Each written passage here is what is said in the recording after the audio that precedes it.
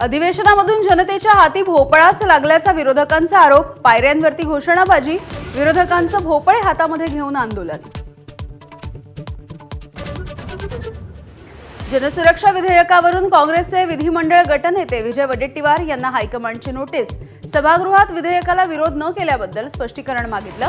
सतेज पाटील यांच्याकडून मात्र नोटीशीचा इन्कार।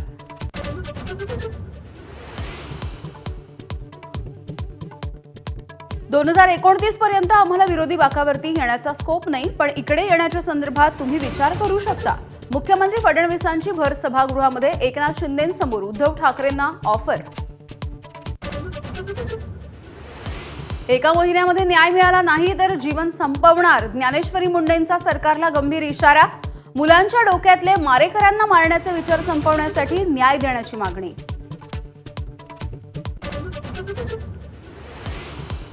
कोकणामध्ये होणार ऑटोमोबाईल हब, केंद्र सरकारचा हिरवा कंदील।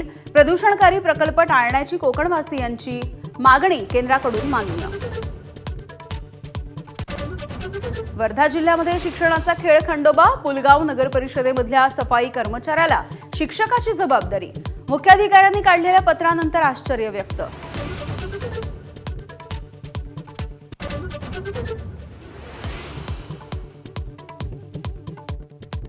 अकोल्यामधील एमडी ड्रग्ज विक्री प्रकरणामधील फरार आरोपी गब्बर जमादारचे वादग्रस्त कारनामे माझ्याच्या हाती।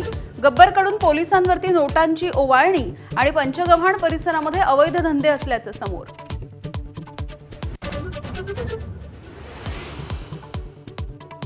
शांगूरबाबा धर्मांतर प्रकरणामध्ये ईडीची देशभरामधल्या 14 ठिकाणी कारवाई। मुंबईमधील वांद्रे आणि माहीममध्ये ईडीकडून झाडाझडती।